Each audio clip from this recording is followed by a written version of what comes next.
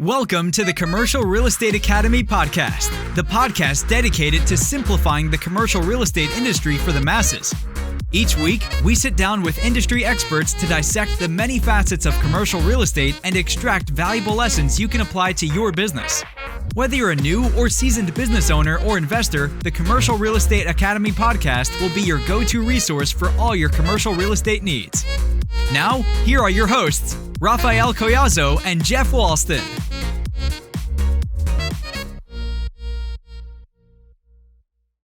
Welcome to the Commercial Real Estate Academy podcast. I'm your host, Raphael Collazo, here with my co-host, Jeff Walston. How's it going, my friend? Going great. Excited for the end of the week. Need a little break from the hectic work week. What about yourself? Yeah, same. I mean, today's been crazy. I actually got another appointment right after this, so I've been just running around with like a chicken with her head cut off all day. But it's going to be worth it. You just build on top of the wins, and after the year, you look back and you say it was all worth the effort. So that's the outlook I'm having. And plus, we're just going to have a nice long weekend, just kind of relaxing, which will be great. So.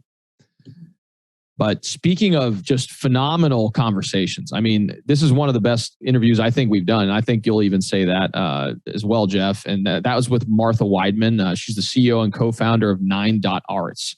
And our discussion really wasn't specifically focused to commercial real estate. Obviously, it has a strong component to commercial real estate because of what she does. But really, it was more about art and design and how art and design makes you feel within a space, a commercial space. So during the interview, we talked about what got her into the art business and then what made her transition from, the art business to running an art organization, because she's really just a very impressive entrepreneur and CEO of this art business. And she works with developers and professional clients across the country and around the world to be able to create this experiential, these experiential projects that really make people who are going to be interacting with the building feel have a great experience. Along with that, we talked about what value proposition she offers as far as her clients are concerned, and then we walked through the process of how she determines how to best approach a particular project based on the different values of the individual or organization that she ends up working with. And then finally, we talked about different amenities and design components that have the most impact when it comes to making a space feel positively when it comes to the people who are interacting with it, and then how the office business and really the future of office spaces is going to change over the next decade.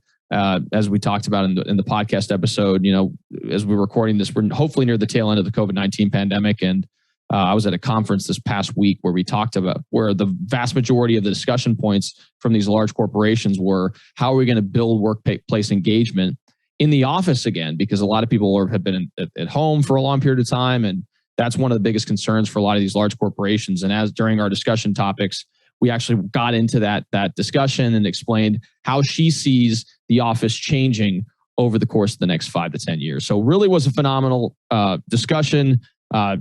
Again, like I mentioned, she's a super impressive individual, and I learned a ton from her. And it's definitely something that, as an engineer, and I know, Jeff, you and I probably aren't the best when it comes to design or art, but, I learned a ton from the discussion. What about you? Yeah, there's a lot to take away from this episode for sure. She gives huge value for anybody who's a development or investor to think more deeply into social interaction with people that's going to be walking through your development, right? So I think that she's just an impressive lady all the way around. So I think that if you're a developer, commercial real estate investor in this realm, that you're going to highly, highly benefit for listening to this episode. So yeah, I couldn't agree more with you. I mean, again, it's one of those things where don't develop cookie cutter things. Have a purpose, have a vision, and have value. Make your values speak within the building. So really, I think you guys are going to gain a lot of value from this episode. So without further ado, let's go ahead and dive right into the podcast. So hey, Martha, great seeing you this morning. I think you're tuning in from Colorado. Is that correct? Yes, here in Colorado today. Thanks for having me on the show. I'm happy to be here. Oh yeah, no. And I think Jeff and I were talking about this actually this week. We were saying, I mean, it's going to be a very interesting topic to discuss today because it's not typically one where we talk about it, but it's extremely pertinent especially in today's environment and going forward. So especially in the commercial real estate industry. So again, we're really excited to have you today. Yeah. Thanks. Happy to be here. Of course. So what we usually like to do when we first start the podcast is we like to learn a little bit more about our guests. So if you don't mind telling us a little bit about yourself, your background, and just kind of take it away. Well, sure. I'm Martha Weidmann. I'm the CEO of 9 Arts. And fun facts about me, I'm born and raised in Mobile, Alabama, moved to Colorado when I was 18. I am a formally trained artist and a self-taught entrepreneur and businesswoman. And 12 years ago, we started 9 Arts after some really great mentorship and experience in the art consulting industry. And since beginning, we have contributed over $35 million to the creative economy and helped hundreds of developers across the United States and beyond. We've worked in 35 states, 5 different countries, and completed over 800 projects in commercial real estate. So excited to hopefully bring a new perspective to your audience today. Oh, for sure. And like you mentioned, I mean, it's one of those components that people just don't really think about is how does the space make you feel? And incorporating design and art into that equation. I mean, a lot of times, especially if you're in development, a lot of times you're thinking about the bricks and mortar, you're thinking about all the land costs or really how do you get this project quote unquote completed, but you may not be thinking about, this has to be a unique proposition because there's other developments out there. What is going to make you stand out from the competition? And I think this could be a great way to do that. So that's great. Yeah, we just released our state-of-the-art report, or 2021 state-of-the-art report, and we surveyed 200 developers in the commercial real estate industry. And the number one thing that's most important for them is making sure that their brand is unique and stands out, and that their project is not cookie cutter. And art is an incredible, underutilized tool to make a difference in that capacity. That's awesome. Yeah, absolutely. So you're saying that you were a trained artist. So what made you get into the design and art business? Like, can you tell us the path that that one day that or did you just start as a professional artist and then somebody just asked you to do a piece and then all of a sudden now here's your business? Can you explain a little bit? Sure. Connect the dots on that. Yeah. So today I don't make art. I manage a team of 25 people across the country. And, I focus on helping to bring creativity to those collections. We have a database of 10,000 artists in 14 different countries around the world. So how we got to that point was an interesting journey. As a formally trained artist, there are perhaps some limited career opportunities. And one of the opportunities that I had early on in my career was to work in a gallery. So I came in and I was really like a gopher for the gallery owner, and then graduated from gopher to grunt, and then was working an event one night, and I knew the artist and I knew the sculpture, and I had really connected with the people who made the artwork. We were hosting an event at the gallery because that was one of our income streams to offset our overhead. We hosted an event at the gallery. It was a fundraiser for the governor of Mississippi who was running at the time, Haley Barbour. And there was a couple there from Texas. And they were so intrigued by the sculpture. It was made by an artist named Phoebe Knapp, and it was created with wood from the El Camino Royale, which is in Northern California. And it was 100-year-old walnut. And it was this beautiful, beautiful wood that had been used to create the sculpture. And it was enormous. It was large. She had brought the sculpture down, driven it down from her ranch in Montana in a horse trailer. And so the whole thing was just really impressive. And the wood itself had this great energy. And the couple was so intrigued, they said that night they would like to purchase the sculpture. And at the time, I was, working basically at an intern level at the gallery right out of college. And had never, made a sale before. I wasn't trained in that. And they said, well, we would like to buy the sculpture. I said, fantastic. I'll take your card and your information and I'll, send you an invoice tomorrow. And I called my boss in the morning after we locked up, and it had been the biggest sale that the gallery ever made. And so I got a promotion. So at that time, I was able to do more work in the gallery, like being gallery director, putting together exhibitions, working with clients who were interested. And this was on the residential side. And from there, I was recruited to work for businesses. So I worked for a consulting company that advised companies on how to acquire art for meaningful impact.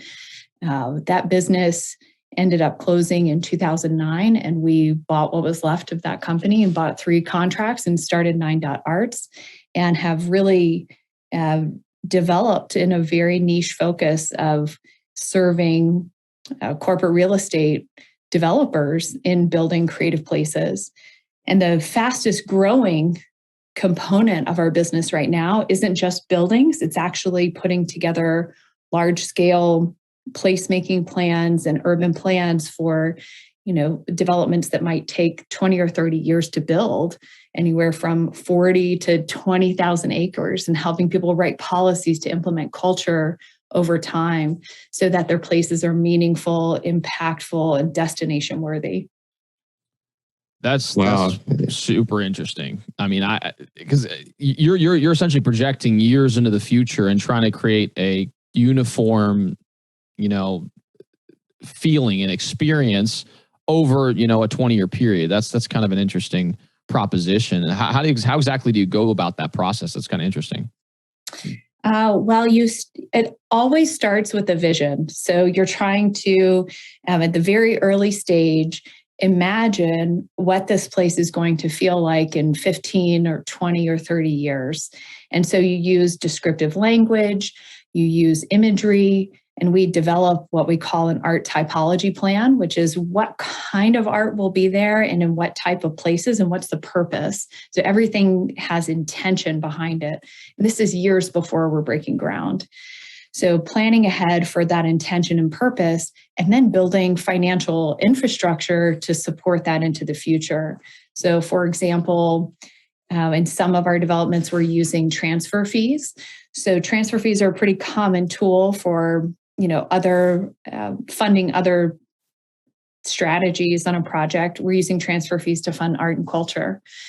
So building out sustainable models that over time can support the real intrigue and the things that make a place special. So you can use transfer fees, you could use certain special district components, you could use taxes, you could apply for government funding as creative districts.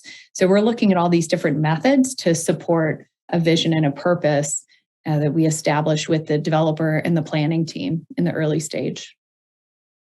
That's super interesting. Go ahead, Jeff. Yeah. I was just going to say that. I mean, it's a journey that you're taking with people and with their business. It's like, you're starting young and you're developing, like planting a seed, right? To get something to develop exactly how you envision. And that's amazing in my mind. I would love to dig even deeper into that later. Yeah, there's not a lot of people in the United States who have experience doing it. And, we were fortunate enough to learn from and to be mentored by a couple of women who, had that long view perspective and were working on some of those bigger projects. And there are a couple of examples in the US in places like Serenbe, where they're doing big land developments and incorporating art and culture over time. There's certain level districts like the Denver Theater District that has done a really good job of it. There's like out here, at least in Denver, we did the renovation when the airport moved out east and we had all this land. There's a book, Aerotropolis, that, talks about this major master plan and urban infill development that happened out here. And there was a big art and culture policy implementation that's, 25 years in the making. So it's cool because we study how those things were done, try and improve them for the future. And I'm excited to be able to look back 15 years from now and, see how some of these things have taken shape. because we're only here for a minute. So Yeah, it's true. And it's legacy type of building too. And not only that, but like one of the biggest hurdles a lot of developers face is getting the community on board, especially if there's a lot of developers out there that like to develop these gaudy type of buildings and they don't really consider the aesthetic component. They don't really consider how it's going to be utilized by the community and provide that experience that we all value, from the different commercial real estate that we interact with. And so having some sort of formulated plan where you can incorporate a vision and really try to instrumentally create an experience, and in my opinion is probably instrumental to getting the community on board. Yeah, I mean, and community on board is, it's not just this like it's a feel good assignment, but it's also good business. I mean, if you think about the ROI of planning ahead for an effort like this, for developers and real estate partners, ROI could include things like a shorter approval cycle, increased market value and recognition, faster sales or lease ups, lower turnover rates, higher community buy-in, and just ongoing support. And, there are a number of different projects that have shown and proven that art and culture and creative placemaking is an absolutely fantastic way to do this. There's the project where Abdo Development transformed this 5-block area in Northeast Washington, D.C. and Monroe Street Market. And it became this $250 million mixed-use TOD. It's got 27 artist studios, an art walk, and a neighborhood community center. And the developers reported as a part of that they had faster lease-ups, higher retention rates, and lower overall project costs because of creative placemaking. So this is real. Mm-hmm. Oh, for sure. And that kind of leads us to the next question, which is really how does the design and art concepts help to amplify commercial spaces? So let's say that I'm a existing building. Maybe I've developed the property. I've had it for quite some time. And now I just want to find a way to be able to amplify my commercial spaces so it's easier to lease up. It's easier to retain great tenants. It's easier to, do all the functions that a commercial property should be able to do. Could you kind of elaborate a little bit on, how that works, or I guess what your advice on that front would be? Well, I would say always the sooner the better, right? Because if we're involved in one project where, we have to move a river. So it's going to take some time before some of this starts coming to fruition. But even on a building-wide scale, you've got to think not only about this building, but the places in between the buildings, the places outside the building, and what is going to attract and retain interest in the spot over time. So for one of the projects that we worked on, the Dairy Block, for example, we were involved around 60% SD. So, before the construction documents are written. And the reason this is so important is because we're doing architectural enhancements. Some of the artwork is the skin of the building. Some of the artwork is tied into the electrical. And so thinking as early as possible can really create a high impact. In that Dairy Block project, one of the locations that we focused on for art was the alley. And what happened in that development is that then we were able to create this high value real estate on the alley side of the property. And so that's a win-win for the developer because they can have, a certain retail level pricing out there. And the ways to do that were by infusing the alley with things that it didn't have before. So light, color, sound, people, activation. There's one part of the alley where 2 buildings connect overhead and it's particularly dark. So we worked with an artist to create an art piece, and the underside of that building connection is mirror. It's a mirrored art piece, and dropping down from the mirror is a neon. And so that neon sign draws you in. It's reflected in the mirror above. People love to walk underneath and see themselves. There's light that shines upward into it. So it's amplifying light and making it an attractive space. And all of that is happening at the very early stage. So you want to leverage art and culture as this tool for engagement, even when you're just dreaming about what is the highest and best use for this place, right? Think about how you're creating social impact and social engagement and involving art and culture in the beginning. And let's say your building is done, or you've acquired a building and you're just doing a renovation to make it more exciting, that's also a great time to start thinking about art and culture of how you can give this property a refresh or a reset within the community. And I always advise getting an expert involved to guide you through where are the most high impact areas. Because you don't want to come in and just art wash and put it everywhere and expect that's going to solve it. You have to be really strategic and authentic in the approach. So the thing that I've learned is that the next generation of buyers in the marketplace, the consumers, they know the difference between authenticity and something that's fake. And so you really have to be real in your approach. You have to work with real local artists. You have to give them opportunities. You have to support them. And you have to use art in a way that's mutually beneficial.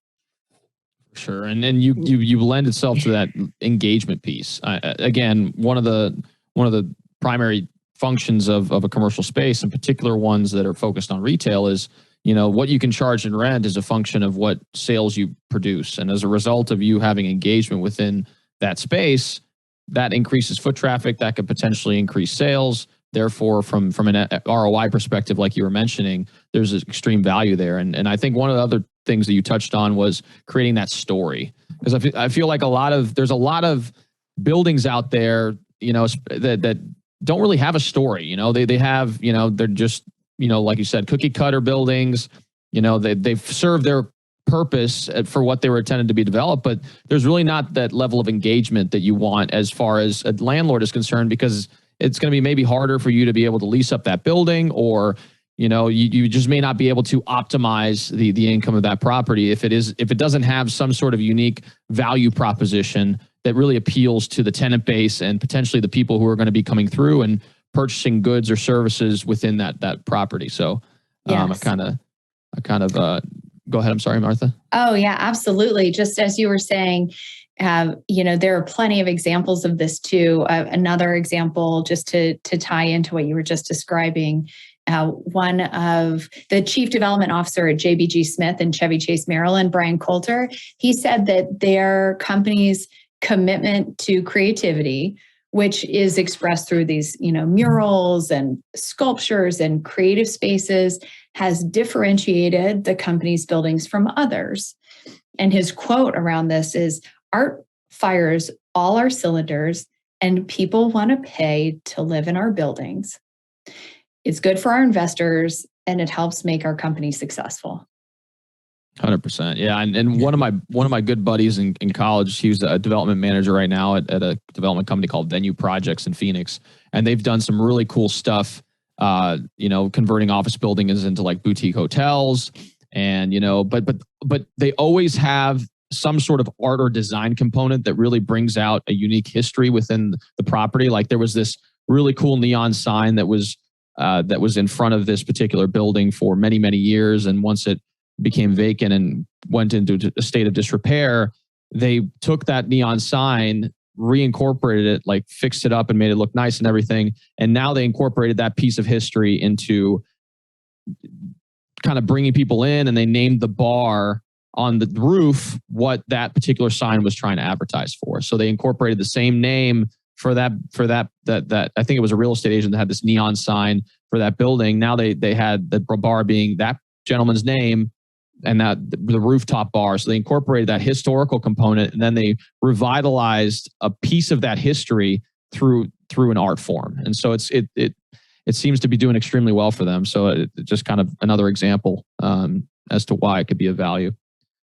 Yeah, great. And that's a great way to repurpose and upcycle things that you find on site. And that's a great way to tie into the history and just bring inspiration to a space that has been there for a while and seen a lot. And maybe people just don't even know about it yet. Sure. Yeah, it kind of brings me to another question, is a scenario-based question, I guess. So like if someone already has a space, old building, just like Raphael was saying, that what is your process, and how can you get someone to best present a space? So like if you're walking, say you're with a client and they're walking around now and you're going through their space, is there a process during that walk around, or do you bring more artists in? Can you explain like just a scenario of maybe something you've done recently or such? Absolutely. Sure. Well, I think first, the key to doing this successfully is to have a very thorough process and policy, because I am an artist. I love working with artists. It's my calling and my true joy and passion. Organization and process will be the saving grace of this. You have to have some true project management start to finish for this to work really well. So we start, as I mentioned at the very beginning, with our 4-stage process. So phase 1 is developing the vision and the roadmap. And our team helps to develop that. So we go through a visual preference survey, we go through word exercises. And even if you were, whoever you're working with, just make sure you develop a clear vision of what are the values that are important to you? Because that value system is how you guide picking an artist. You're not picking an artist to match the turquoise throw pillow on the couch. That's surface level. You've got to go deeper. So thinking about what's the story you want to tell, what's the image you want to convey, what kind of culture do you want to project, defining those values and that vision at the insight or at the very beginning of the project is critical. So we'll get the vision in place, then we'll write a roadmap. And the roadmap is just our basic logistics. So schedule of milestones, budget, location plan, what type of artwork goes where.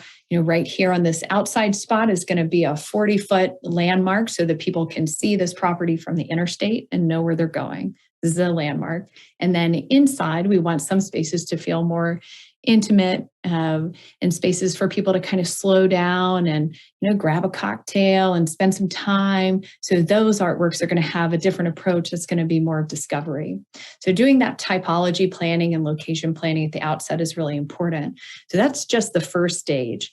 And then we go into the second stage, which is research and curation. And that's finding the artists that match the value systems that have been defined by the developer and ownership and stakeholders.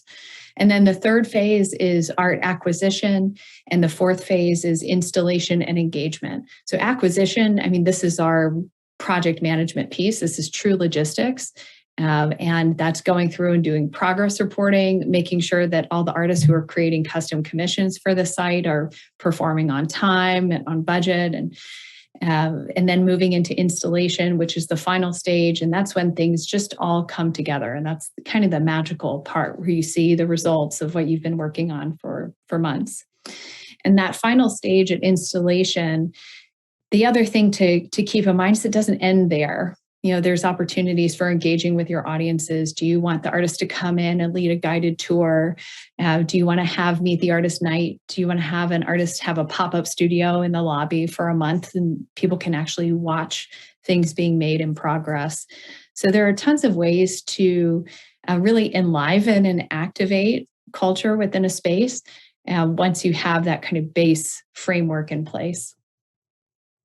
Wow. That's it. To me, that seems very complicated and a long process, but I know with someone like you that's passionate about it and stuff like that, it's what you love to do, and that the complexity of it for someone like me, I guess it would be easy to explain and walk through and develop that plan. And well, that was the long version explanation. Yeah. Simplified is you're going to do vision, research, acquisition, and installation. So it's 4 steps. It's pretty simple to go through, but the key is you want to give yourself time. You don't want to be at the end going, gosh, it feels really empty in here. Maybe we should go to World Market and buy something to go above the couch. I agree. And sometimes when you walk into a space that has been strategically thought out like that, like you said, it elicits a certain emotion, a certain feeling. So,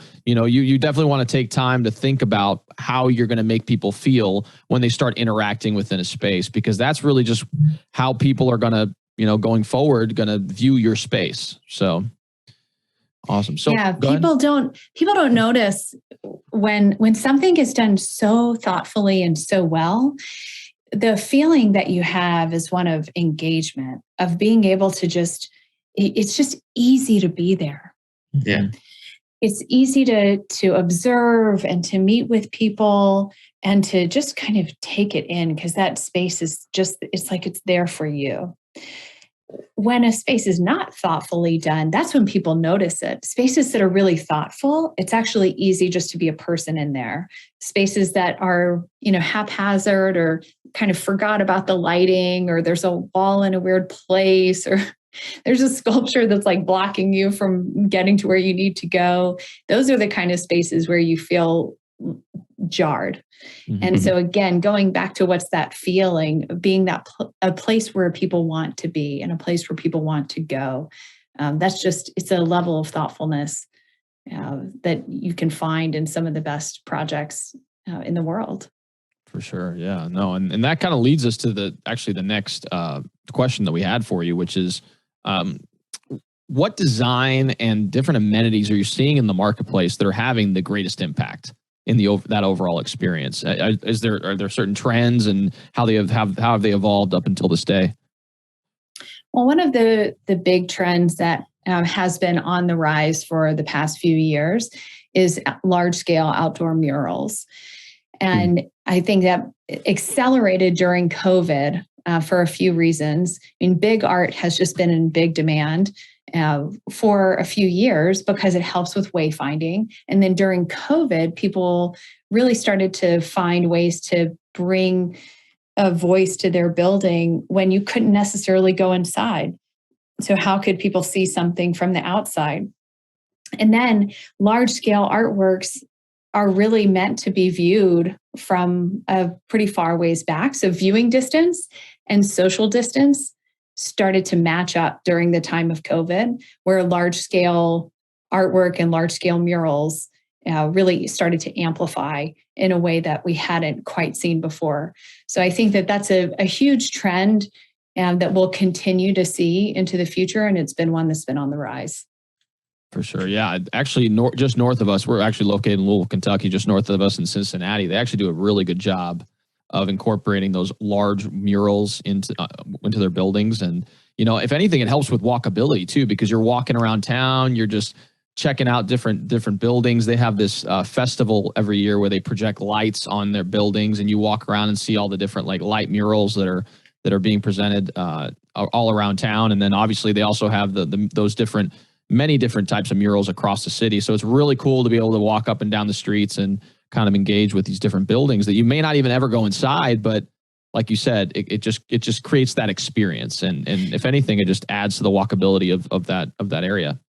Yes. And think about it. It's like the outdoor dining experience, right? So that became huge during COVID, but it's not going away because everyone loved it. So experiences like that, where you have outdoor murals, a mural festival, chalk festivals, lighting projection. We even have a group that we're working with that does videos on the sides of buildings. So it's like a movie premiere, but you'll do short movies outside in several different stops. You can go watch short films all over the city. So things like that are going to, I think, continue to evolve now that we've really adjusted to have this indoor-outdoor experience as part of our lives during COVID, because outdoor was safe. So I think that's going to be a big upswing. And in addition, a lot of people are moving towards things that are more sculptural and interactive. So the days of, finding two-dimensional framed posters in a catalog are just becoming less popular because you're limited. And also it's hard to differentiate, was this done by a local artist? Where did this piece come from? Whereas if you can create a large scale sculpture or something that's more immersive, people know it was crafted by hand. And it just tends to bring that experiential aspect to the property that you can't necessarily get with something that's framed on a wall. Generating things that are human scale or larger create this impact that's just hard to ignore. For sure. I'll even give an example. I was just in New York City for a commercial real estate conference, and one of the nights we went out to get some dinner, we actually stopped by a restaurant, or Italian restaurant that had just opened up and had good I guess, press leading up to it. And in where it's located, there's this massive, like, I don't even know, it's an outdoor sculpture area and that has a Caribbean theme to it. And on the piece of art, they had a barcode, like a QR code that you would scan, and then you could play a game interacting with the sculpture. So there were just a bunch of people kind of hovered around this little sculpture, and they were playing like whack-a-mole on the sculpture. It was pretty creative, and it had the Caribbean theme. So the things that you were whacking were pineapples. So it was just kind of a cool thing. But you had people literally standing around this outdoor sculpture looking thing, kind of engaging with it. And what does that build? That builds engagement. And there were retail stores along that road as well, which I'm sure, they appreciate as well. So that's just one example I saw. I love it. That's a great example. So we were talking mostly about outdoors, and this can kind of sway us to the next question here. And it's about still involving with art and design and such, and how, like, over the next decade, do you see like office spaces being involved? Because I know, COVID's hit them pretty hard, and people are moving out of offices and doing other things. And has there been a change for that? And if so, where do you see it going the next decade? Well, if you think about, at our core, we're human, and humans are social creatures. And if you want people to be engaged, you want them to be socially engaged with each other. And I know if you have a friend at work, then your productivity increases, right? So how do you create those bonds and those friendships for your staff that are there? And also, how do you help people feel like they're a part of something? Where do you show your purpose and your brand and your values as an organization? And a lot of times that really becomes real for people when they come into your office. We have an office at 9.arts. We are commercial real estate investors too. We own property in Denver, and then we have an office in Seattle. And our offices are our best recruiting tool because, as you can imagine, they're creative, cool spaces. We've got amazing art up, and anyone who comes to interview gets really excited about it.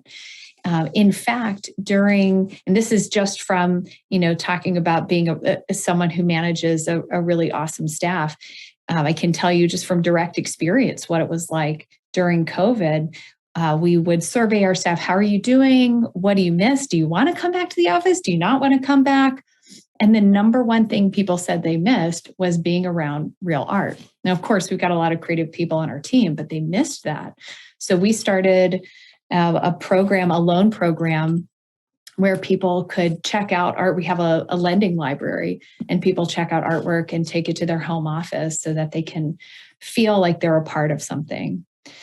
We also did a renovation. So thinking about collaboration, that started to those just natural collaborative opportunities that you would have in an office started to die down during COVID because you would have to kind of schedule a meeting. You couldn't informally walk up to someone like you used to.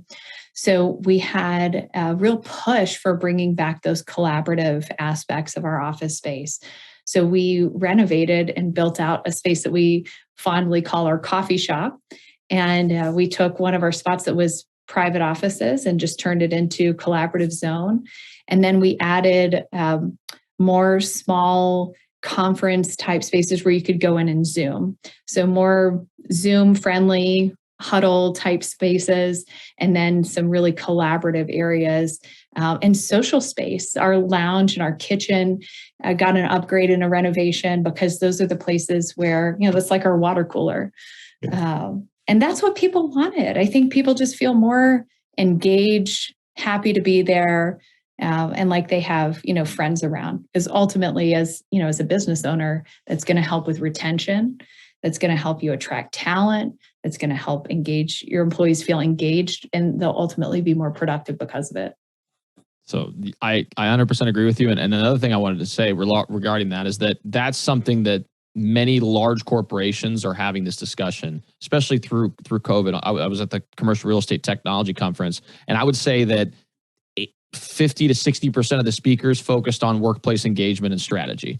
And a lot of that was, how do we create an environment where employees want to come back to the office? They want to engage. They want to collaborate and feel like they're part of something bigger than themselves. Because obviously through COVID, I mean, creating workplace engagement has been one of the biggest problems for a lot of these larger corporations. And they feel like they're losing touch with some employees, and that affects retention, that affects the bottom line. So that's one of the things that, I mean, they've been taught that these large corporations like JLL, multiple different REITs were there talking about this.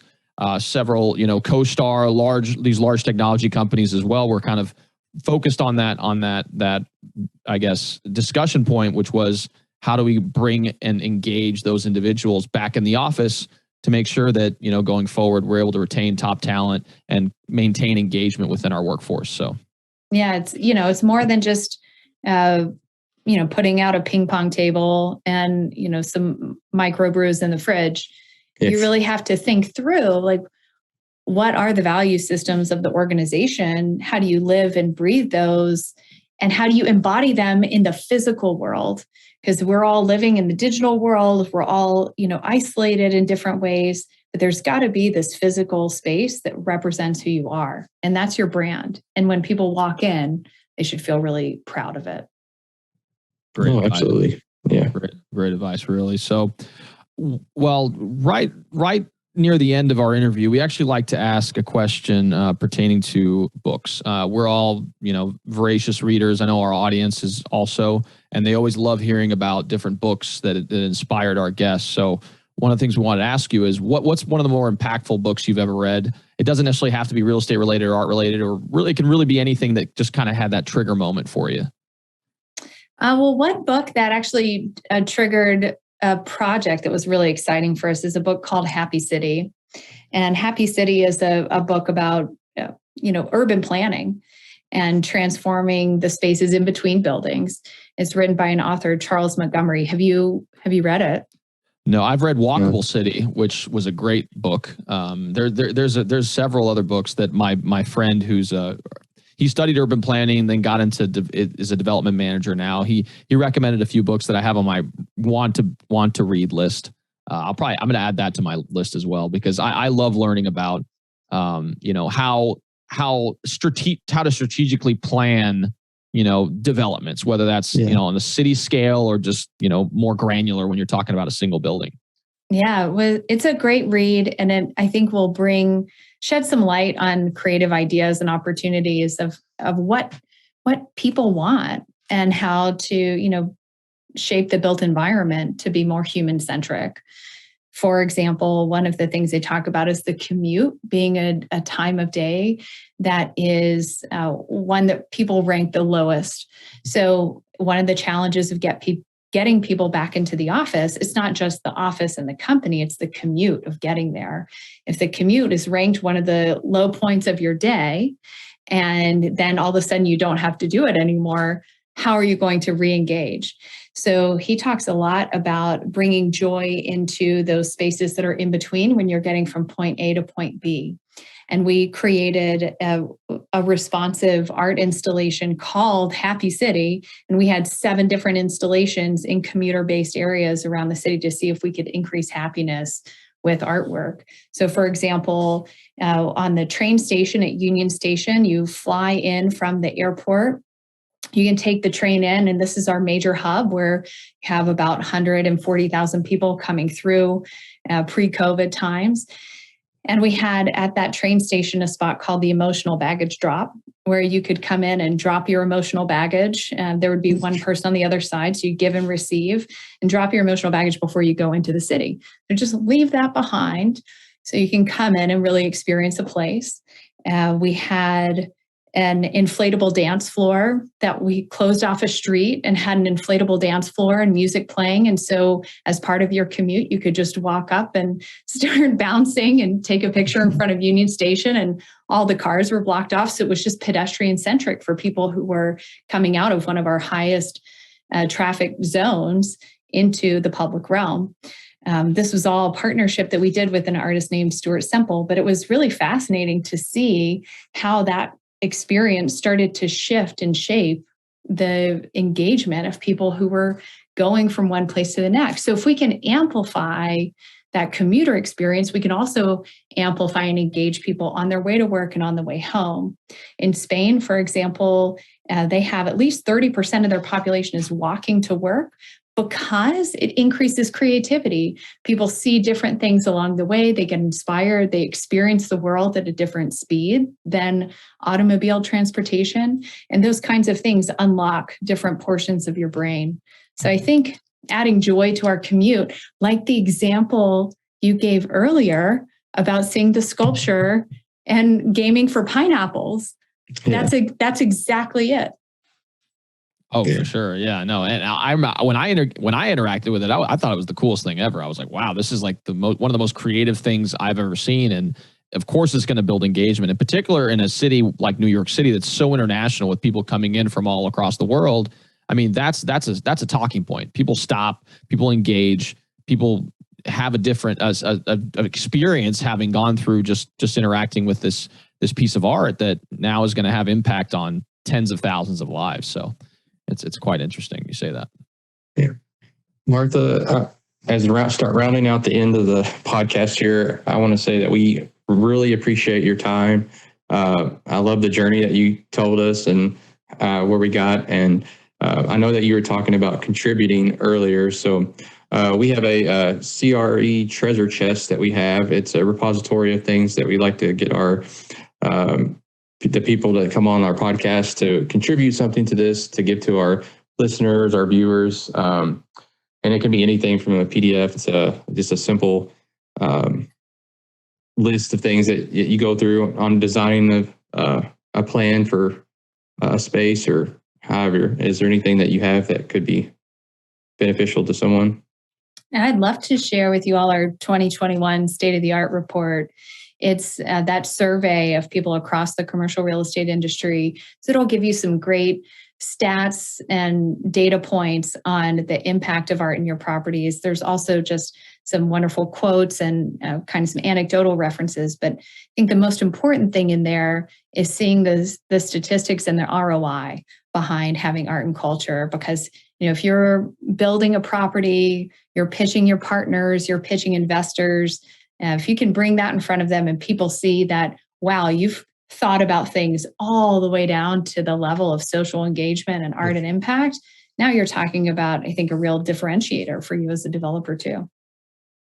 Oh yeah, we really appreciate it. Thank you. Oh, I'm sure I'm going to read it. I'm going to go into it and try to get a better perspective on like you said, the state of the art of in 2021, and gain some inspiration, because Jeff and I actually are starting out in the development space as well, and we plan to scale it pretty soon as well. So that's something we can incorporate into our design as we look at future projects. So that's phenomenal. Awesome. We'll look forward to seeing where you guys take it from here.